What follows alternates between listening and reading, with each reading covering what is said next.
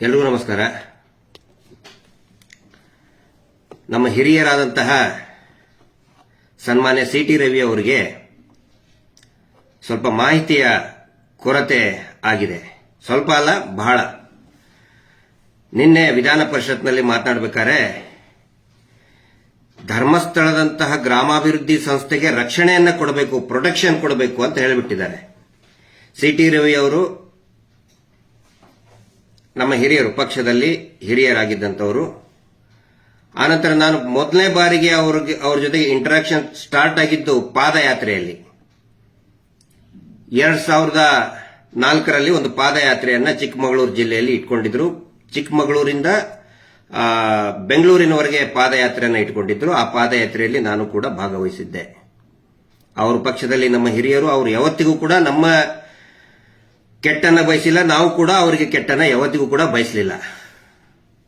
CT. Ravi ಅವ್ರನ್ನ ಯಾವತ್ತಿಗೂ ಕೂಡ ನಾವು ಒಬ್ಬ ಹೋರಾಟಗಾರನಂತಾನೆ ನೋಡಿದೀವಿ. ಅದರಲ್ಲಿನೇ ದತ್ತಪೀಠದ ಹೋರಾಟಗಾರರು, ದತ್ತಪೀಠದ ಒಂದು ಸಾನ್ನಿಧ್ಯಕ್ಕೆ, ಪಾವಿತ್ರ್ಯತೆಗೆ ಧಕ್ಕೆ ಬರಬಾರದು ಅಂತ ಹೇಳಿ ಹೋರಾಟ ಮಾಡಿದಂತ ನಾಯಕರಂತ ಹೇಳಿನೇ ಇಷ್ಟು ವರ್ಷದವರೆಗೆ ನಾವು ಅವ್ರನ್ನ ಹೆಮ್ಮೆಯಿಂತಾನೆ ನೋಡಿದವರು.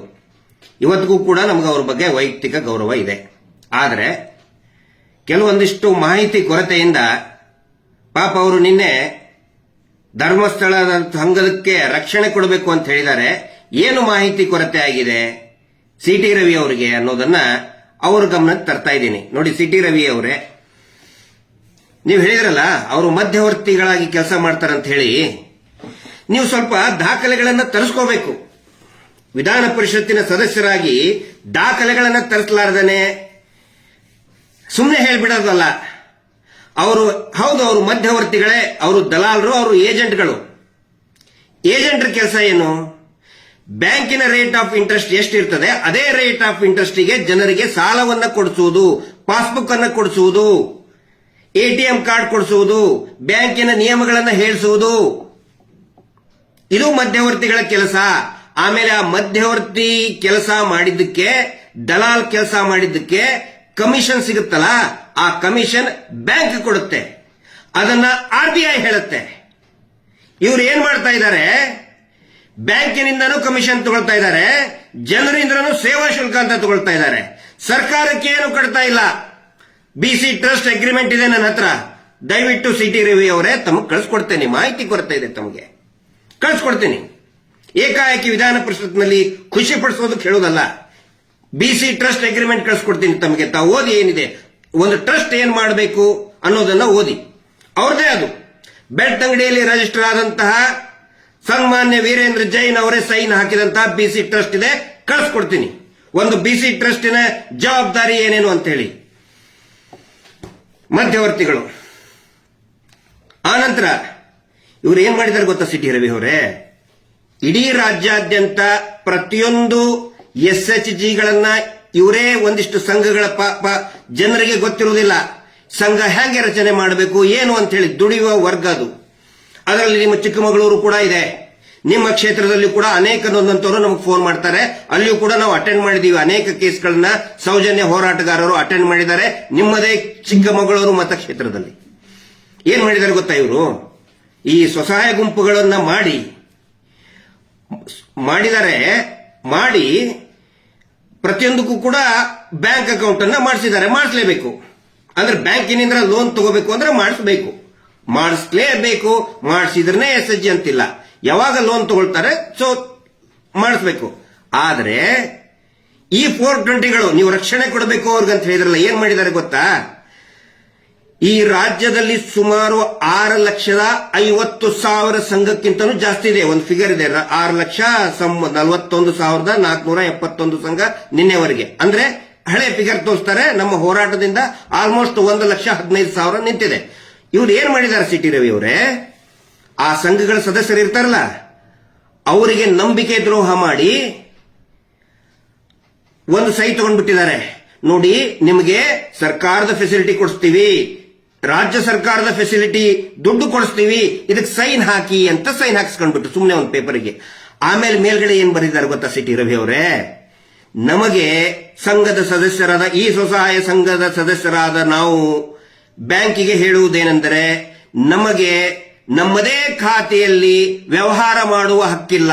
ಎಲ್ಲಾ ಹಕ್ಕನ್ನು ಕೂಡ ನಾವು SKDRDP ಟ್ರಸ್ಟ್, ಅದೇ ಈ ಸಂಘದ ಟ್ರಸ್ಟ್ ಅಂತ ಇದು ಕುಂತಿದಾರಲ್ಲ ಪ್ರಭಾವಿಗಳು, ಅವರಿಗೆ ನಾವು ಕೊಟ್ಬಿಟ್ಟಿದೀವಿ, ನಮಗೆ ಏನು ಅಧಿಕಾರ ಇಲ್ಲ ಅಂತ ಹೇಳಿ ಅವ್ರ ಕಡೆ ಹತ್ರ ಬರ್ಸ್ಕೊಂಡ್ ಬಿಟ್ಟಿದ್ದಾರೆ. ಅಂದ್ರೆ ಇವ್ರು ಬರ್ದಿದ್ದಾರೆ, ಅವ್ರ ಪಾಪ ಬರ್ಯಾಕೂ ಬರಲ್ಲ. ಆಮೇಲೆ ಅವ್ರ ಕೈಯಲ್ಲಿ ಪಾಪ ಎಷ್ಟೋ ಜನ ಅನಕ್ಷರಸ್ಥರಿದ್ದಾರೆ, ಅವ್ರ ಕಡೆ ಹೆಬ್ಬೆಟ್ಟು ಒತ್ತಿಸಿದ್ದಾರೆ. ಅದರ ಡಾಕ್ಯುಮೆಂಟ್ ಕೂಡ ನಾನು ನಿಮ್ಗೆ ಕಳ್ಸಿಕೊಡ್ತೀನಿ. ಈ ಫೇಸ್ಬುಕ್ ಅಲ್ಲಿ ಕೂಡ ಹಾಕ್ತಾ ಇದ್ದೀನಿ, ನಾನು ಮಾತಾಡಿದ ತಕ್ಷಣ ಹಾಕ್ತೀನಿ ಯಾವ ರೀತಿ ಹೆಬ್ಬೆಟ್ಟನ್ನು ಒತ್ತಿಸ್ಕೊಂಡಿದ್ದಾರೆ ಪಾಪ ಅಮಾಯಕರಂತ. ಈ ರಾಜ್ಯದಲ್ಲಿ 6,50,000 ಅಕೌಂಟ್ಗಳಿದೆ. ಒಂದೊಂದು ಸಂಘದ್ದು ಅಕೌಂಟ್ ಅಂತ ಹೇಳಿದ್ರೆ ಮೋರ್ ದನ್ 6,50,000 ಬ್ಯಾಂಕ್ ಅಕೌಂಟ್ಸ್. ಆ ಎಲ್ಲಾ ಅಕೌಂಟ್ ಅನ್ನ ಇವರೇ ಮ್ಯಾನೇಜ್ ಮಾಡ್ತಾ ಇದ್ದಾರೆ. ಇಡೀ ಜಗತ್ತಲ್ಲಿ ನೋಡಿದೀರಾ ಯಾವ್ದಾದ್ರೂ ಒಂದು ಟ್ರಸ್ಟ್ 6,50,000 ಬ್ಯಾಂಕ್ ಅಕೌಂಟ್ ಅನ್ನ ಮೇಂಟೈನ್ ಮಾಡೋದು? ಸಂಘದ ಸದಸ್ಯರು ಏನು ಮಾಡಕ್ಕಾಗುದಿಲ್ಲ. ಇವರು ಇದನ್ನ ಕೊಟ್ಬಿಟ್ಟಿದ್ದಾರೆ. ನೀವು ಹೇಳ್ತಿರಲ್ಲ ಇವರು ನೇರವಾಗಿ ಸಾಲ ಕೊಡಿಸ್ತಾ ಇದ್ದಾರೆ ಅಂತ ಹೇಳಿ, ದಯವಿಟ್ಟು ಬ್ಯಾಂಕಿಗೆ ಹೋಗಿ ಸಿಟಿ ರವಿ ಅವರೇ. ಈ ರಾಜ್ಯದ ಯಾವ್ದಾದ್ರೂ ಒಂದು ಬ್ಯಾಂಕಿಗೆ ಸ್ವತಃ ನೀವೇ ಹೋಗಿ ನೇರವಾಗಿ ಒಬ್ಬ ಗ್ರಾಹಕನಿಗೆ, ಸಂಘದ ಸದಸ್ಯನಿಗೆ ಒಬ್ಬ ಇವ್ರು ಹೇಳ್ತಾರೆ 64 ಲಕ್ಷ ಜನ ಸದಸ್ಯರು ಅಂತ ಹೇಳ್ತಾರಲ್ಲ, ಒಬ್ಬ ಸಂಘದ ಸದಸ್ಯನಿಗೆ ನೇರವಾಗಿ ಬ್ಯಾಂಕಿಂದ ಕೊಡಿಸಿದಾರ ಹೆಂಗೆ ಅಂತ ಕೇಳ್ಬಿಡಿ. ಕೊಡಿಸುವ ಫೆಸಿಲಿಟಿ ಇದೆ. ನೀವು ಹೇಳ್ಬೋದು ಬ್ಯಾಂಕ್ನವ್ರು ಕೊಡಲ್ಲ ಅಂತೇಳಿ. RBIನೇ ಹೇಳಿದೆ, ಕೇಂದ್ರ ಸರ್ಕಾರನೇ ಹೇಳಿದೆ. ಆ ನಂತರ ಪಂಡಿತ್ ದೀನ್ ದಯಾಳ್ ಉಪಾಧ್ಯಾಯ್ ಅವರ ಅಡಿಯಲ್ಲಿ ನಾವು, ನಿಮಗೂ ಇನ್ಸ್ಪಿರೇಷನ್, ನನಗೂ ಇನ್ಸ್ಪಿರೇಷನ್ ಅವರು ದೀನ್ ದಯಾಳ್ ಉಪಾಧ್ಯಾಯ ಅವರು. ಅಂತ್ಯೋದಯದಲ್ಲಿ ತಾವು ಕೆಲಸ ಮಾಡಿದಿರಿ, ನಾನು ಕೆಲಸ ಮಾಡಿದ್ದೀನಿ ಅಂತ್ಯೋದಯ ಯೋಜನೆಯಲ್ಲಿ. ಒಂದು ಕೂಡ ಅಂತ್ಯೋದಯ ದೀನ್ ದಯಾಳ್ ಉಪಾಧ್ಯಾಯರ ಹೆಸರು ಎಲ್ಲೂ ತರಲ್ಲ ಇವರು. ಅದರದೇ ಬಡ್ಡಿ ತಿಂತಾರೆ ಇವರು. ನೀವು ರಕ್ಷಣೆ ಕೊಡಬೇಕು ಅಂತ ಹೇಳಿದ್ರಲ್ಲ, ಅವರು ದೀನ್ ದಯಾಳ್ ಜಿ ಅವರ ಹೆಸರಿನಲ್ಲಿ ಬಡ್ಡಿ ಕಡಿತ ಆದದ್ದನ್ನ ಇವರು ತಿಂತಾ ಇದ್ದಾರೆ. ಜನಗಳಿಗೆ ಕೊಟ್ಟಿದೆ ಆಕ್ಚುಲಿ ಅದು. ಎಲ್ಲೂ ಕೂಡ ಸಿಟಿ ರವಿ ಅವರು, ನಿಮ್ ಬಗ್ಗೆ ನಾನು ಹೆಮ್ಮೆ ಪಡ್ತಾ ಇದ್ದೆ. ದೀನ್ ದಯಾಳ್ ಜಿ ಅವರು ಒಂದೇ ಒಂದು ಹೆಸರನ್ನ ತಾವು ಹೇಳಿಬಿಟ್ಟಿದ್ರೆ, ಒಂದು ಹೆಸರು ಪಂಡಿತ್ ದೀನ್ ದಯಾಳ್ ಜಿ ಅವರ ಹೆಸರನ್ನು ಹೇಳಿಬಿಟ್ಟಿದ್ರೆ ಪಾಪ ಅವರು ಅನಾಥವಾಗಿ ಅವರ ಶವ ಸಿಕ್ಕಿತ್ತು. ಗೊತ್ತಾ ನಿಮಗೆ? ನಿಮಗೂ ಕೂಡ ಗೊತ್ತಿರ್ತದೆ, ನನಗಿಂತ ಜಾಸ್ತಿ ನಿಮ್ಗೆ ಗೊತ್ತಿದೆ, ನಮ್ಮ ಹಿರಿಯರು ನೀವು.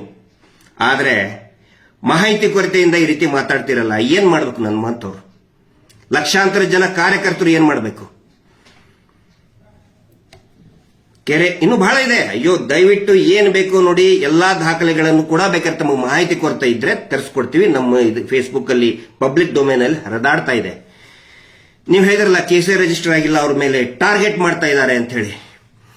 ಸುಗ್ರೀವಾಜ್ಞೆ ಆದ್ಮೇಲೆ ಟಾರ್ಗೆಟ್ ಮಾಡ್ತಾ ಇದ್ದಾರೆ ಅಂತ ಹೇಳಿ. ಸುಗ್ರೀವಾಜ್ಞೆ ಆದ ಮೇಲೆ ಅಲ್ಲ, ಸುಗ್ರೀವಾಜ್ಞೆ ಆಗೋಕ್ಕಿಂತ ಮುಂಚೆನೆ ಸಾವಿರಾರು ಜನ ಅವರಿಂದ ತೊಂದರೆ ತಗೊಂಡು ಆತ್ಮಹತ್ಯೆ ಆದಂತವ್ರು ಅನೇಕ ಜನ ಇದ್ದಾರೆ. ದಯವಿಟ್ಟು ಒಂದು ಸಾರಿ ಮಳವಳ್ಳಿಗೆ ಹೋಗಿ ಬನ್ನಿ. ಮಹಾಲಕ್ಷ್ಮಿ ಅವರು ಆತ್ಮಹತ್ಯೆ ಹೆಂಗೆ ಮಾಡ್ಕೊಂಡ್ರು, ಮತ್ತೆ ಕೇಸ್ ರಿಜಿಸ್ಟರ್ ಆಗಿದ್ದು, ನೀವು ಹೇಳಿದ್ರಲ್ಲ ಕೇಸೇ ರಿಜಿಸ್ಟರ್ ಆಗಿಲ್ಲ ಅಂತ ಹೇಳಿ. ಕೇಸ್ ರಿಜಿಸ್ಟರ್ ಆಗಿದ್ದು ಅದೇ ಸಂಘದವರ ಮೇಲೇನೆ ಆಗಿದ್ದು. ಸಿಟಿ ರವಿ ಅವರ ತಿಳ್ಕೊಳ್ಳಿ. ಮಹಾಲಕ್ಷ್ಮಿ ಅವ್ರದ್ದು ಮಳವಳ್ಳಿಗೆ ಹೋಗಿ ಬನ್ನಿ, ಕೆರಗೋಡು ಪೊಲೀಸ್ ಸ್ಟೇಷನ್ಗೆ ಹೋಗಿ ಬನ್ನಿ, ತಿಳ್ಕೊಳ್ಳಿ. ಅಲ್ಲಿ ನೀವು ಕೇಸೇ ರಿಜಿಸ್ಟರ್, ಅದೇ ನಿಮ್ಮ ಮಾಹಿತಿ ಕೊರತೆ. ಎಷ್ಟು ಕೆಟ್ಟದಾಗಿ ಬೈದ್ರು ತಿಳ್ಕೊಳ್ಳಿ ಅದನ್ನ. ಅದು ಬರೀ ಮಹಾಲಕ್ಷ್ಮಿ ಅವರದ್ದು ಒಂದೇ ಅಲ್ಲ, ಈ ರಾಜ್ಯದ ಅನೇಕ ಕಡೆ ಆತ್ಮಹತ್ಯೆಗಳು ಆಗಿದೆ ಅದೇ ಸಂಘದಿಂದ. 43 NCRಗಳಾಗಿದೆ. NCR ಅಂತ ಹೇಳಿದ್ರೆ ಅದೇನು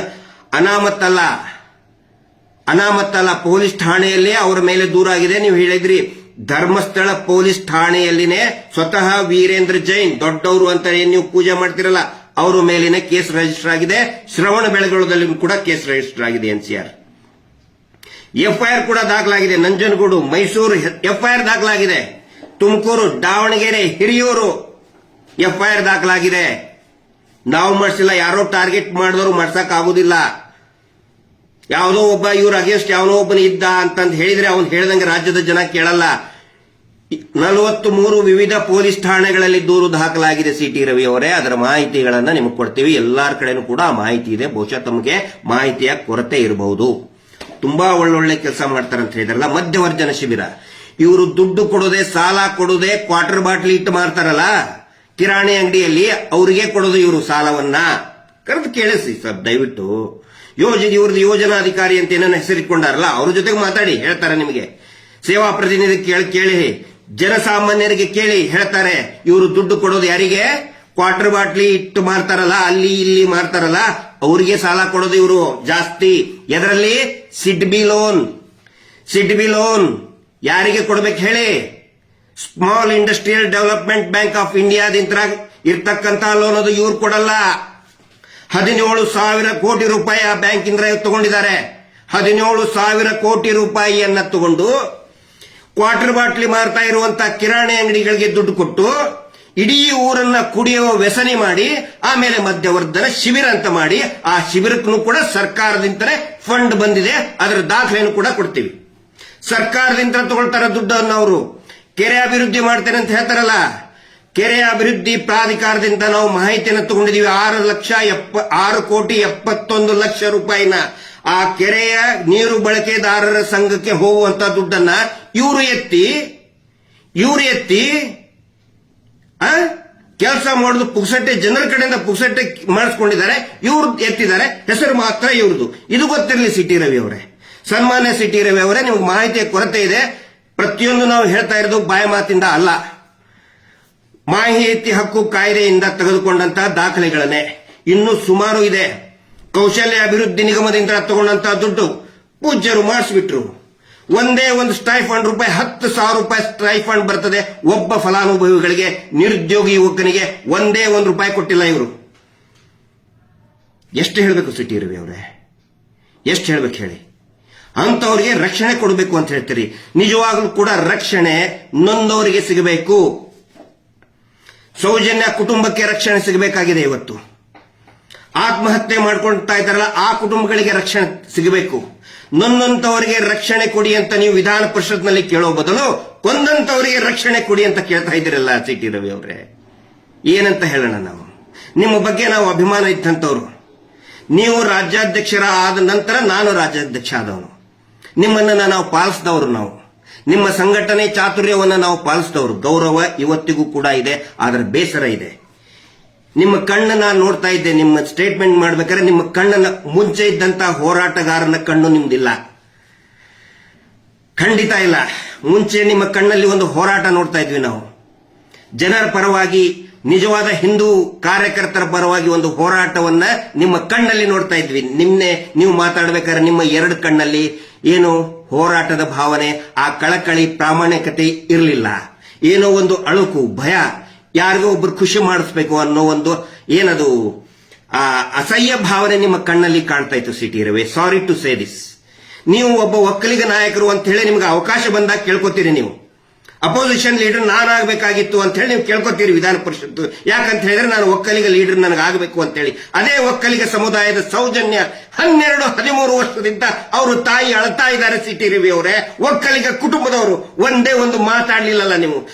ನಿನ್ನೆ ನೀವು ವಿಧಾನ ಪರಿಷತ್ನಲ್ಲಿ ಸೌಜನ್ಯ ಪರವಾಗಿ ಮಾತಾಡಿದ್ರೆ ನಿಜವಾದ ಲೀಡರ್ ಅಂತ ನಾವು ಹೇಳ್ತಾ ಇದ್ವಿ, ರಿಯಲ್ ಲೀಡರ್ ಅಂತ ಹೇಳ್ತಾ ಇದ್ವಿ. ಅದನ್ನ ಬಿಟ್ಟು ನಂದಂತ ಪರವಾಗಿ ಮಾತಾಡ್ಬಿಟ್ಟು ಕೊಂದವರಿಗೆ ರಕ್ಷಣೆ ಕೊಡಬೇಕು ಅಂತ ಹೇಳ್ತಾ ಇದ್ರಿ ಸಿಟಿ ರವಿ ಅವರೇ.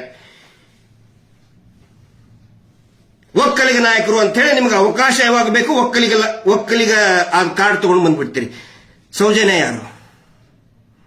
ಯಾರು ಸೌಜನ್ಯ ಗೌಡ, ಒಕ್ಕಲಿಗರು, ಕೆಂಪೇಗೌಡರ ಮಗಳು. ಆದ್ರೆ ನೀವು ಯಾವ ಒಕ್ಕಲಿಗ ಲೀಡರು ಅಂತ ನೀವು ಟ್ರಂಪ್ ಕಾರ್ಡ್ ಯೂಸ್ ಮಾಡೋರು, ಚುನಾವಣೆಯಲ್ಲಿ ಟ್ರಂಪ್ ಕಾರ್ಡ್ ಯೂಸ್ ಮಾಡೋರು, ಇದುವರೆಗೂ ಕೂಡ ಒಬ್ಬೇ ಒಬ್ರು ಕೂಡ ಅವ್ರ ಮನೆಗೆ ಬಂದು ಸಾಂತ್ವನ ಹೇಳಲಿಲ್ಲ.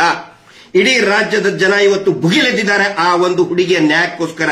ಜಾತಿ, ಧರ್ಮ, ಪಂಥ ಬಿಟ್ಟು ಆ ಸೌಜನ್ಯ ನಮ್ಮ ಮನೆ ಮಗಳು ಅಂತ ಹೇಳಿ ಬಿಟ್ಟು ಎದ್ದು ನಿಂತಿದ್ದಾರೆ. ಅಂತ ಸಂದರ್ಭದಲ್ಲಿ ಅವನಿಗೆ, ಆ ಕೊಂದಂತ ಕುಟುಂಬಕ್ಕೆ ರಕ್ಷಣೆ ಕೊಡಬೇಕು ಅಂತ ಹೇಳ್ತಾ ಇದ್ರಿ ಸಿಟಿ ರವಿ ಅವರೇ.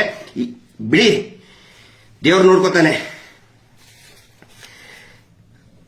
ನಾನು ಶೀರ್ಷಿಕೆಯಲ್ಲಿ ಹಾಕಿದ್ದೆ, ದತ್ತಪೀಠಕ್ಕೂ ಇದಕ್ಕೆ ಏನು ಸಂಬಂಧ ಅಂತ ಕೇಳಬಹುದು ನೀವು. ದತ್ತಪೀಠ ಹೋರಾಟ ಮರೆತು ಬಿಟ್ರೆ, ಅದನ್ನ ನಾನು ಮರೆತು ಬಿಟ್ಟಿದ್ದೆ. ಅದನ್ನ ಹೇಳಬೇಕಾಗಿತ್ತಲ್ಲ, ಸ್ಟಾರ್ಟಿಂಗ್ ನಲ್ಲಿ ಹೇಳಬೇಕಾಗಿತ್ತು. ಸಾರಿ. ದತ್ತಪೀಠ ಮರೆತಾರೆ ಸಿಟಿ ರವಿ ಅವರು ಅಂತ ಹೇಳಿ. ಯಾಕೆ ಇದನ್ನ ಹೇಳಬೇಕು ಅಂತ ಹೇಳಿದ್ರೆ, ಎಸ್ಪೆಷಲಿ ತಮಗೆ ಮತ್ತೆ ಜೀವರಾಜ್ ಅವರಿಗೆ, ಚಿಕ್ಕಮಗಳೂರು ಯಾವುದು ನಮ್ಮ ಶೃಂಗೇರಿ ಶಾಸಕರಾದಂತಹ ಜೀವರಾಜ್ ಅವರು, ಅಂತರ ಸುನೀಲ್ ಕುಮಾರ್ ಅವರು, ಕಾರ್ಕಳದ ಶಾಸಕರಾದಂತಹ ಸುನೀಲ್ ಕುಮಾರ್ ಅವರು, ಎಷ್ಟು ಯಂಗ್ ಬ್ಲಡ್, ಎಷ್ಟು ಯಂಗ್ಸ್ಟರ್, ನಿಮ್ಮಲ್ಲಿ ಎಷ್ಟು ಬಿಸಿ ರಕ್ತದ ಒಂದು ಹೋರಾಟದ ಒಂದು ಏನಂತ ಹೇಳಿದ್ರೆ ಒಂದು ಕಾಳಜಿ, ತವಕ ಇತ್ತು ನಿಮ್ಮ ಹತ್ರ. ದತ್ತಪೀಠದ ಹೋರಾಟದಿಂದ 3 ಜನ ತಾವು ಶಾಸಕರಾದಂತವರು. ಒಬ್ಬರು ಸಿ.ಟಿ. ರವಿಯವರು, ಇನ್ನೊಬ್ಬರು ಜೀವರಾಜ್ ಅವರು ಶೃಂಗೇರಿಯಿಂದ. ಜೀವರಾಜ್ ಅವರ ಕ್ಯಾಂಪೇನಿಗೆ ಅವರು ಗೆದ್ದಂತ ಸಂದರ್ಭದಲ್ಲಿ 3 ಸಾರಿ ಸೋತಿದ್ರು. ಅವರು ಡಿ.ಬಿ. ಚಂದ್ರೇಗೌಡರ ವಿರುದ್ಧ 3 ಸಾರಿ ಸೋತಿದ್ರು. 4th ಟೈಮ್ ನಿಂತಾಗ ನಾನು ಪೂರ್ತಿ ಕ್ಯಾಂಪೇನ್ ಮಾಡಿದ್ದೆ ನಾನು ಜೀವರಾಜ್ ಅವರ ಪರವಾಗಿ. ಬೇರೆ ಬೇರೆ ಸಂದರ್ಭದಲ್ಲಿ ಚಿಕ್ಕಮಗಳೂರು ನಾನು ಯುವ ಮೋರ್ಚಾ ಅಧ್ಯಕ್ಷ ಆದಾಗ ಅದಕ್ಕಿಂತ ಮುಂಚಿನ 2004ರ ಚುನಾವಣೆಯಲ್ಲಿ ಎಲ್ಲರ ಅದೇ ಸಂದರ್ಭದಲ್ಲಿ ಸುನೀಲ್ ಕುಮಾರ್ ಅವರು ಕೂಡ ಬಜರಂಗ ದಳದಿಂದ ಅಂದ್ರೆ ಒಳ್ಳೆ ಒಂದು ಇದರಲ್ಲಿದ್ರು. ಅವಾಗ ಅವರು ಕಾರ್ಕಳದಿಂದ ಶಾಸಕರಾದ್ರು. ಅವಾಗೂ ಕೂಡ ನಾವು ಕ್ಯಾಂಪೇನ್ ಮಾಡಿದ್ವಿ. ನಾವು ಮತ್ತೆ ಪ್ರಮೋದ್ ಮುತಾಲಿಕರು ಬಂದಿದ್ವಿ ಅವಾಗ. ಈಗ ಬೇರೆ ಬೇರೆ ರೂಪ ಪಡೆದಿದೆ, ವೈಷಮ್ಯ ಅವೆಲ್ಲ ಅಧಿಕಾರ ಬಂದ ನಂತರ ನಡೆದಿದೆ. That is not the matter, ಅದನ್ನ ನಾನು ಹೇಳ್ತಾ ಇಲ್ಲ ಇಲ್ಲಿ. ಆದರೆ ದತ್ತಪೀಠದ ಬಗ್ಗೆ ಯಾಕೆ ತಗೊಳ್ತಾ ಇದ್ದೀನಿ ಅಂತ ಹೇಳಿದ್ರೆ, ನಿನ್ನೆ ಸಿ.ಟಿ. ರವಿ ಅವರೇ ತಾವು ಹೇಳಿದ್ರಲ್ಲ, ಇವರಿಗೆ ರಕ್ಷಣೆಯನ್ನ ಕೊಡಬೇಕು ಅಂತ ಹೇಳಿ. ಇವರು ಯಾರಿಗೆ ರಕ್ಷಣೆಯನ್ನ ಕೊಟ್ಟಿದ್ದಾರೆ ಗೊತ್ತಾ ನಿಮಗೆ? ಮೌಂಟ್ ಗಿರ್ನಾರ್ ಬಗ್ಗೆ ಸ್ವಲ್ಪ ಸ್ಟಡಿ ಮಾಡಿ. ಗುಜರಾತ್ನ ಮೌಂಟ್ ಗಿರ್ನಾರ್, ಆ ಗಿರ್ನಾರ್ ಏನಿದೆ, ಯಾವ ರೀತಿ ಕರ್ನಾಟಕದಲ್ಲಿ ಚಂದ್ರದ್ರೋಣ ಪರ್ವತ, ದತ್ತಪೀಠ, ಹಿಂದೆ ಬಾಬಾ ಬುಡನ್ಗಿಡಿ ಅಂತ ಇದ್ರು, ನಾವು ಅದನ್ನ ದತ್ತಪೀಠ ಅಂತ ಕರಿತಾ ಇದ್ದೀವಿ. ಅದೇ ರೀತಿ ಗಿರ್ನಾರ್ ಬೆಟ್ಟ, ದ ಫೇಮಸ್ ಗಿರ್ನಾರ್ ಮೌಂಟೇನ್, ಅಲ್ಲಿ ದತ್ತ ಗುರುಗಳು, ದತ್ತಾತ್ರೇಯ ಗುರುಗಳು ತಪಸ್ವಿ ಮಾಡಿದಂತಹ ಅನೇಕ ಸಾಧುಗಳಿಗೆ ದೀಕ್ಷೆಯನ್ನು ಕೊಟ್ಟಂತಹ ಪವಿತ್ರ ಕ್ಷೇತ್ರ ಮೌಂಟ್ ಗಿರ್ನಾರ್. ಆ ತಪ್ಪಲು ಏನಿದೆಯಲ್ಲ, ಈಗ ಅದು ಕಾಂಟ್ರವರ್ಸಿ ಆಗಿದೆ. ಅಕ್ಟೋಬರ್ 1ನೇ ತಾರೀಕು 2023 ಟೈಮ್ಸ್ ಆಫ್ ಇಂಡಿಯಾದಲ್ಲಿದೆ. ದೊಡ್ಡ ಕಾಂಟ್ರವರ್ಸಿ ಆಗಿದೆ. ಯಾರು ಮಾಡಿದ್ದಾರೆ? ಹಿಂದೂಗಳು ಮಾಡಿಲ್ಲ. 7 ಜನ ಜೈನ್ ಅಂತ ಇರುವವರ ಮೇಲೆ ಪ್ರಕರಣ ದಾಖಲಾಗಿದೆ. ಯಾಕಂತ ಹೇಳಿದ್ರೆ ಮಧ್ಯಪ್ರದೇಶ, ರಾಜಸ್ಥಾನ್, ಗುಜರಾತ್ನಿಂದ ಸುಮಾರು 200 ಜನ ಬಂದು ಅಲ್ಲಿ ಜೈನ ಧರ್ಮೀಯರದ್ದು ಅಂತ ಅವ್ರು ಹೇಳ್ಕೊತಾರೆ. ಹಿಂದೂ ಧರ್ಮದ್ದು ಇದು. ಯಾಕಂದ್ರೆ ಈ ಪುಸ್ತಕದಲ್ಲಿ ಇದೆ, ಇದನ್ನ ನಿಮ್ ಕಾಣಿಸ್ಲಿ ಅಂತಾನೆ ಇಟ್ಟಿದ್ದೇನೆ. ತ್ರಿಪುರಾ ರಹಸ್ಯ, ದತ್ತಾತ್ರೇಯ ಗುರುಗಳ ತ್ರಿಪುರಾ ರಹಸ್ಯ. ಇದನ್ನ ನಾನು ಓದು ಅಂತ ನಾನು ಹೇಳ್ತಾ ಇಲ್ಲ ಯಾರಿಗೂ, ಯಾಕಂದ್ರೆ ಇದು ಗುರುಗಳ ಸಾನ್ನಿಧ್ಯದಲ್ಲಿ ಮಾತ್ರ ಇದನ್ನೇನೋ ಓದಾಕ್ ಹೇಳ್ಬೇಕಂತೆ. ತುಂಬಾ ಚೆನ್ನಾಗಿ ಬರೆದಿದ್ದಾರೆ ಇಲ್ಲಿ. ದತ್ತಾತ್ರೇಯ ಗುರುಗಳದ್ದು ಮತ್ತೆ ಪರಶುರಾಮರು ದತ್ತಾತ್ರೇಯ ಗುರುಗಳಿಂದ ದಿವ್ಯ ಸಾನ್ನಿಧ್ಯವನ್ನ ಪಡೆದಂತಹ, ಜ್ಞಾನೋದಯ ಆದಂತಹ, ಅದ್ಭುತವಾದಂತಹ, ಇದನ್ನೊಂದು ಓದಿಬಿಟ್ರೆ ನಮ್ಮ ಎಲ್ಲಾ ಸಂಶಯಗಳು ಹೋಗ್ಬಿಡ್ತವೆ. ಇದರಲ್ಲಿ ಬಹಳ ಸ್ಪಷ್ಟವಾಗಿ ಹೇಳಿದ್ದಾರೆ ದತ್ತಾತ್ರೇಯ ಗುರುಗಳು ಯಾವ ರೀತಿ ಬೋಧನೆಯನ್ನ ಮಾಡ್ತಾರೆ, ದೇವಿ ಮಹಾತ್ಮೆಯನ್ನ ಹೇಳ್ತಾರೆ ಅನ್ನೋದ್ರ ಬಗ್ಗೆ ತ್ರಿಪುರಾ ರಹಸ್ಯದಲ್ಲಿ ಇದೆ. ಮೌಂಟ್ ಗಿರ್ನಾರ್ ಬಗ್ಗೆನೂ ಕೂಡ, ಅಂದ್ರೆ ಹಳೆಯ ಕಾಲದ ಆ ಬೆಟ್ಟದ ಪ್ರಸ್ತಾಪನೂ ಕೂಡ ಮೌಂಟ್ ಗಿರ್ನಾರ್ದಲ್ಲಿದೆ. ದತ್ತಾತ್ರೇಯ ಗುರುಗಳು ಇದ್ದಂತಹ, ತಪಸ್ಸು ಮಾಡಿದಂತಹ ಜಾಗೆಯನ್ನ ದತ್ತಾತ್ರೇಯ ಗುರುಗಳ ಅವರ ಪಾದುಕೆಗಳನ್ನ ಒದ್ದು ಪುಡಿ ಪುಡಿ ಮಾಡಿದ್ದಾರೆ. 200-300 ಜನ ಬಂದು ದಾಳಿ ಮಾಡಿ, ಅದರಲ್ಲಿ 7 ಜನ ಜೈನ್ ಅಂತ ಹೆಸರಿರೋರಿಗೆ, ನಾನು ಹೆಸರಿರೋರಿಗೆ ಅಂತ ಹೇಳ್ತೀನಿ, ಜೈನರು ಧರ್ಮ ಅಂತ ಅಂದ್ಬಿಟ್ರೆ ನನಗೆ ಆಂಟಿ ಜೈನ್ ಅಂತ ಆಲ್ರೆಡಿ ನನ್ನ ಮೇಲೆ ಕೇಸ್ ಮಾಡಿದ್ದಾರೆ, ಜೈನ್ ಧರ್ಮದ ವಿರೋಧಿ ಅಂತ ಹೇಳಿ. ನಿಮಗೆ ಯಾಕೆ ಹೇಳ್ತಾ ಇದ್ದೀನಿ ಸಿ.ಟಿ. ರವಿ ಅವರೇ ಅಂತ ಹೇಳಿ, ದೊಡ್ಡ ಕಂದಕ ಸೃಷ್ಟಿಯಾಯಿತು. ಅವರಿಗೆ ಒಂದು ಅವಕಾಶವನ್ನು ಕೂಡ ಕೊಟ್ಟರು ಈ ಮುಂಚೆ. ನೋಡಿ, ನಾವು ಹಿಂದೂಗಳು ಮತ್ತು ಜೈನರು ಸಹೋದರತೆ ಇದೆ, ಜಗಳ ಆಗೋದು ಬೇಡ, ಹಿಂದೂ ವರ್ಸಸ್ ಜೈನ್ ಆಗೋದು ಬೇಡ ಅಂತ ಹೇಳಿದ್ರು ಕೂಡ ಸಂಘದ ಹಿರಿಯರು ಹೇಳಿದ್ರು. ಗುಜರಾತಿನ ಸಂಘದ ಹಿರಿಯರು, ಸಂಘ ಅಂತ ಹೇಳಿದ್ರೆ RSS, ನೀವು ಸಿ.ಟಿ. ರವಿ ಅವರೇ ಯಾವ ಸಂಘದ ವಿದ್ಯಾರ್ಥಿಗಳಾಗಿ ಕೆಲಸ ಮಾಡಿದ್ದೀವಿ, ವಿದ್ಯಾರ್ಥಿಗಳಾಗಿ ಶಿಕ್ಷಣವನ್ನ ಪಡೆದಿದ್ದೀವಿ, ಅದೇ ಸಂಘದ ಹಿರಿಯರು ಅವ್ರಿಗೆ ಹೇಳಿದ್ರು, ನೋಡಿ ಹಿಂದೂ ವರ್ಸಸ್ ಜೈನ್ ಆಗೋದು ಬೇಡ ಅಂತ ಹೇಳಿದ್ರು ಕೂಡ ಕೇಳದೇನೆ ಇಡೀ ಮಂದಿರವನ್ನ ಧ್ವಂಸ ಮಾಡಿ ಹೋಗಿದ್ದಾರೆ. ಅವರ ವಿರುದ್ಧ ಕೇಸ್ ಕೂಡ ದಾಖಲಾಗಿದೆ. ಅಲ್ಲಿ ಮೌಂಟ್ ಗಿರ್ನಾರ್ ಅಲ್ಲಿ ಪೊಲೀಸ್ ಸ್ಟೇಷನ್ ಅಲ್ಲಿ ಸೆಕ್ಷನ್ 295A 298 ಧಾರ್ಮಿಕ ಭಾವನೆಯನ್ನ ಧಕ್ಕೆ ಮಾಡುವುದು ಮತ್ತು ಧಾರ್ಮಿಕ ಕೇಂದ್ರಗಳನ್ನ ಧ್ವಂಸ ಮಾಡುವಂತಹ ಪ್ರಕರಣ ಆ 7 ಜನರ ಮೇಲೆ ಮತ್ತು ಎಲ್ಲಾ 300 ಜನರನ್ನು ಕೂಡ ವಶಕ್ಕೆ ತೆಗೆದುಕೊಂಡಿದ್ರು. ಇಲ್ಲಿ ನಿಮ್ಗೆ ಯಾಕೆ ಹೇಳ್ತಾ ಇದ್ದೀನಿ ಸಿ.ಟಿ. ರವಿ ಅವರ ಅಂದ್ರೆ, ನೀವು ರಕ್ಷಣೆ ಕೊಡಬೇಕು ಅಂತ ಹೇಳ್ತಿದ್ದಾರಲ್ಲ, ಅದೇ ಮಿಸ್ಟರ್ ವೀರೇಂದ್ರ ಜೈನ್ ಅಲ್ಲಿ ಹೋಗಿ, ಗುಜರಾತಿಗೆ ಹೋಗಿ, ತಮ್ಮ ಎಲ್ಲಾ ಇನ್ಫ್ಲೂಯೆನ್ಸ್ ಅನ್ನ ಬಳಸಿ ಅವರಿಗೆ ರಕ್ಷಣೆಯನ್ನ ಕೊಟ್ಟಿದ್ದಾರೆ. ಯಾರು ದತ್ತಾತ್ರೇಯ ಗುರುಗಳ ಪಾದುಕೆಯನ್ನ ಧ್ವಂಸವನ್ನ ಮಾಡಿದಾರಲ್ಲ, ಅವರಿಗೆ ರಕ್ಷಣೆ ಕೊಟ್ಟು ಬಂದಿದ್ದಾರೆ. ಇದೇ ನಿಮ್ಮ ವೀರೇಂದ್ರ ಜೈನ್. ಪತ್ರಿಕೆಯಲ್ಲಿ ವರದಿಯಾಗಿದೆ, ಕನ್ನಡದ ಯೂಟ್ಯೂಬ್ಗಳಿಗೆ ಕೂಡ ಸಂಪೂರ್ಣ ಮಾಹಿತಿ ಇದರ ಬಗ್ಗೆ ನೋಡ್ಕೊಳ್ಳಿ. ಕರ್ನಾಟಕದಲ್ಲಿ ದತ್ತಪೀಠದ ಬಗ್ಗೆ ಪಾದಯಾತ್ರೆ ಮಾಡಿದವರು ನೀವು ಸಿ ಟಿ ರವಿ ಅವರೇ. ಗುಜರಾತಿನ ಗಿರ್ನಾರ್ ದತ್ತಪೀಠದಲ್ಲಿ ದತ್ತಪೀಠವನ್ನು ಧ್ವಂಸ ಮಾಡಿದಂತಹ ವ್ಯಕ್ತಿಗಳಿಗೆ ರಕ್ಷಣೆ ಕೊಟ್ಟಂತಹ ಈ ವೀರೇಂದ್ರ ಜೈನ್ಗೆ ರಕ್ಷಣೆ ಕೊಡಬೇಕು ಅಂತೇಳಿ ವಿಧಾನ ಪರಿಷತ್ನಲ್ಲೇ ನಿನ್ನೆ ಹೇಳಿಬಿಟ್ರಿ ನೀವು. ಎಲ್ಲಿ ಹೋಯ್ತು ನಿಮ್ದು ಹಿಂದುತ್ವದ ಹೋರಾಟ, ದತ್ತಪೀಠದ ಹೋರಾಟ? ನೀವು ಯಾರು ಬೇಕಾದರೂ ನೀವು ಚಳ್ಳೆ ಹಣ್ಣು ತಿನ್ನಿಸಬಹುದು. ಯಾವುದೇ ನಾನು ನಿಮ್ಗೆ ಹೇಳ್ತಾ ಇಲ್ಲ, ಸಾರಿ ಸಿ ಟಿ ರವಿ ಅವರಿಗೆ. ಯಾರಾಗಲೂ ಕೂಡ ರಾಜಕೀಯವಾಗಿ ಏನ್ ಬೇಕಾದರೂ ಭಾಷಣ ಮಾಡಬಹುದು, ರಾಜಕೀಯ ಮಾಡಬಹುದು. ದತ್ತಾತ್ರೇಯ ಗುರುಗಳಿಗೆ, ನಂಬಿದಂತಹ ಗುರುಗಳಿಗೆ ಮೋಸ ಮಾಡಿದ್ರೆ ಬರೀ ಬೀಳ್ತದೆ ಏಟು. ಹಿಂದೆ ಆಗಿದೆ ಹಂಗೆ. ರಾಜಕೀಯವಾಗಿ ನಮ್ಮ ಗುರುಗಳನ್ನ ಬಳಸ್ಕೋಬಾರ್ದು. ದತ್ತಾತ್ರೇಯನ ರಾಜಕೀಯ ಅವರು ಮಾಡಿದ್ರಲ್ಲ, ಅದನ್ನೂ ಒಂದು ಹೇಳ್ಬಿಡ್ತೀನಿ, ಒಂದು ರಹಸ್ಯ ನಿಮಗೆ ಸಿ ಟಿ ರವಿ ಅವರೇ.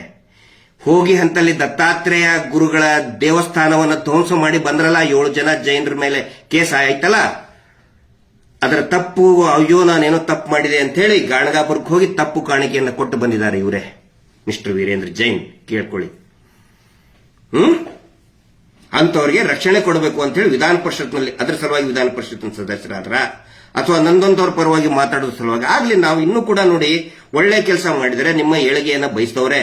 ನೀವು ಬ್ಯಾಂಡೇಜ್ ಕಟ್ಟಾಗ ಅಯ್ಯೋ ಪಾಪ ಏನಾಯ್ತು ಅಂತ ಮರುಗದಂತವ್ರು. ನಾವು ಬ್ಯಾಂಡೇಜ್ ಕಟ್ಕೊಂಡು ಹೋರಾಟ ಮಾಡ್ತಾ ಇದ್ರಲ್ಲ, ಅವಾಗ ಅಯ್ಯೋ ಏನೋ ಆಯ್ತು ಬಿಡಿ, ರಾಜಕೀಯದ ಏನಾದ್ರೂ ಇರಲಿ, ಆದರೆ ಏನೋ ರಕ್ತ ಬಂತು, ಏನೋ ಆಯ್ತು ಜೀವಕ್ಕಂತ ಅನೇಕ ಜನ ಪಾಪ ಏನೋ ಅನ್ಕೊಂಡಿದ್ರು. ಅಂತವ್ರಿಗೆಲ್ಲ ಮೋಸ ಮಾಡಿಬಿಟ್ರಲ್ಲ ಸಿ ಟಿ ರವಿ ಅವರೇ. ಆ ಜನಗಳೇ ನೊಂದ್ಕೊಂಡಿದ್ದಾರೆ ಸಿ ಟಿ ರವಿ ಅವರೇ, ಅರ್ಥ ಮಾಡ್ಕೋಬೇಕು. ಯಾರನ್ನೋ ಖುಷಿ ಪಡಿಸಾಕೆ ಇಂಥ ಥರ್ಡ್ ಕ್ಲಾಸ್ ಕೊಂದಂತವನು 108 ಹಗರಣಗಳಿದೆ. 108 ಹಗರಣ ಇರುವಂತ ಮನುಷ್ಯನಿಗೆ ಖುಷಿ ಪಡಿಸೋದಕ್ಕೆ ರಕ್ಷಣೆ ಕೊಡಬೇಕು ಅಂತ ಹೇಳಿದ್ರೆ ನಿಮ್ಮಿಂದ ನಾವು ಇದನ್ನ ಎಕ್ಸ್ಪೆಕ್ಟ್ ಮಾಡಿದ್ದಿಲ್ಲ. ಆದರೆ ಒಂದು ಗೊತ್ತಿರಲಿ, ದುರ್ಗೆಯಾಗಿ ಎದ್ದು ನಿಂತಿದ್ದಾಳೆ ಸೌಜನ್ಯ. ಯಾವುದೇ ನಾಟಕ, ಡ್ರಾಮಾ, ಯಾರ್ಯಾವ ಏನೋ ಹೇಳಿಕೆ ಕೊಡೋದು, ಯಾರ್ಯಾರಿಗೂ ದುಡ್ಡು ಕೊಟ್ಟು ಏನೇನೋ ಮಾತಾಡ್ತಾ ಇದಾರಲ್ಲ, ಯಾವೂ ನಡೆಯಲ್ಲ, ಯಾವವೂ ಕೂಡ ನಡೆಯೋದಿಲ್ಲ. ಇದನ್ನು ಗೊತ್ತಿರಲಿ. ಯಾಕಂತ ಹೇಳಿದ್ರೆ ಯುದ್ಧ ಶುರು ಆಗಿಬಿಟ್ಟಿದೆ. ಯುದ್ಧ ಯಕೃತ ನಿಶ್ಚಯ. ಮಂಜುನಾಥ ಸ್ವಾಮಿ ಎದ್ದು ನಿಂತುಬಿಟ್ಟಿದ್ದಾನೆ. ಗೆಲುವು ಕೂಡ ನಿಶ್ಚಿತ ಆಗಿದೆ. ಹಿಂದೆ ಗೀತೆಯಲ್ಲಿ ಶ್ರೀಕೃಷ್ಣ ಪರಮಾತ್ಮ ಹೇಳಿದ್ನಂತೆ ಕೃಷ್ಣನಿಗೆ, ರಿಸಲ್ಟ್ ಬಗ್ಗೆ ಬಹಳ ತಲೆ ಕೆಡಿಸ್ಕೊಂಡಿದ್ನಂತೆ ಕೃಷ್ಣ. ಅಯ್ಯೋ ಏನಾಗುತ್ತೋ ಅಂತ ಹೇಳಿ. ಆವಾಗ ಶ್ರೀಕೃಷ್ಣ ಪರಮಾತ್ಮ ಹೇಳ್ತಾನಂತೆ, ಅದು ಕೂಡ ನಿರ್ಧಾರ ಆಗಿಬಿಟ್ಟಿದೆ, ರಿಸಲ್ಟ್ ಯಾರು ಗೆಲ್ತಾರೆ ಯಾರು ಸೋಲ್ತಾರೆ, ನೀವು ಸುಮ್ಮನೆ ಕೆಲಸ ಮಾಡಿ ಅಂತ ಹೇಳಿ. ಜನರು ಕೂಡ ಅರ್ಥ ಮಾಡ್ಕೋಬೇಕು. ಇಲ್ಲಿ C T and U T Khader ಇಬ್ರು ಒಂದಾಗ್ಬಿಡ್ತಾರೆ. ಆದರೆ ಸಮೀರ್ ಅಂತ ಹೇಳ್ಕೊಂಡು ನಮಗೆ ಜಗಳ ಹಚ್ಚಕ್ಕೆ ಸ್ಟಾರ್ಟ್ ಮಾಡ್ತಾರೆ. ನೀವು ಜಗಳ ಆಡಬೇಕು, ಹಿಂದೂ ಮುಸ್ಲಿಂ. ಆದರೆ ಇದೇ ಸಿ ಟಿ ರವಿ ಅವರು ಮತ್ತೆ ಯು ಟಿ ಖಾದರ್ ಅವರು ನೋಡಿ, ಯಾವುದೇ ಕಾರ್ಯಕ್ರಮ ಇದ್ರೂ ಕೂಡ ಯು ಟಿ ಖಾದರ್ ಫಸ್ಟ್ ಲೈನಲ್ಲೇ ನಿಂತ್ಬಿಡ್ತಾರೆ. ಪರಮ ಪೂಜ್ಯರಿಗೆ ನಾವು ಇಲ್ಲಿ ಕಲ್ತಿದ್ದು ಆಯ್ತು, your institute, we respect. U T Khader ಅವ್ರ ಬಗ್ಗೆ ನಮಗೆ ಬಹಳ ರೆಸ್ಪೆಕ್ಟ್ ಇದೆ. ಆದರೆ ಸಾಮಾನ್ಯ ಕಾರ್ಯಕರ್ತರು ಜಗಳಾಡೋದು ಹೆಂಗೆ ಹೇಳಿ? ಹಿಂದೂ ಕಾರ್ಯಕರ್ತರು ಬೈಯೋದು ಬ್ಯಾರಿಗಳು, ಹಾಂಗೆ ಹಿಂಗೆ, ಸಾಬರು ಅಂತ ಬೈತಾರೆ. ಇವರು ಕೋಮವಾದಿಗಳು, ಹಾಂಗೆ ಹಿಂಗೆ, ಸ್ಕ್ರಾಪ್ ಅಂತ ಅವ್ರು ಬೈತಾರೆ. ಇವ್ರ ಲೀಡರ್ ಸಿ ಟಿ, ಅವ್ರ ಲೀಡರ್ ಯು ಟಿ, ಇಬ್ರು ಒಂದಾಗ್ಬಿಡ್ತಾರೆ ಇವ್ರನ್ನ ರಕ್ಷಣೆ ಮಾಡೋದಕ್ಕೆ. ವಿಐಪಿಗಳು ಒಂದಾಗ್ಬಿಡ್ತಾರೆ. ನಾವು ಜನಸಾಮಾನ್ಯರು, ನೀವು ಕಚ್ಚಾಡ್ತಾ ಕೂತ್ಕೋತೀವಿ. ಸಮೀರ್ ಸಾಬ್ರವನು, ಇವ್ರು ನಾವು ಹಿಂದೂಗಳು ಅಂತೇಳಿ. ಇದನ್ನ ಅರ್ಥ ಆಗಬೇಕು. ಎಲ್ಲರಿಗೂ ಕೂಡ ಗೊತ್ತಿರಲಿ, ಇವರ ಅಂತ್ಯ ನಿಶ್ಚಿತ ಆಗಿದೆ. ಯಾರು ಏನೇ ಮಾಡಿದ್ರು ಕೂಡ ಇದನ್ನ ತಪ್ಪಿಸೋಕ್ಕಾಗೋದಿಲ್ಲ. ಇಷ್ಟ ಹೇಳಿ ಅರ್ಥ ಮಾಡ್ಕೊಳ್ಳೋರು ಅರ್ಥ ಮಾಡ್ಕೊಳ್ಳಿ. Justice for Soujanya. ನಮಸ್ತೆ.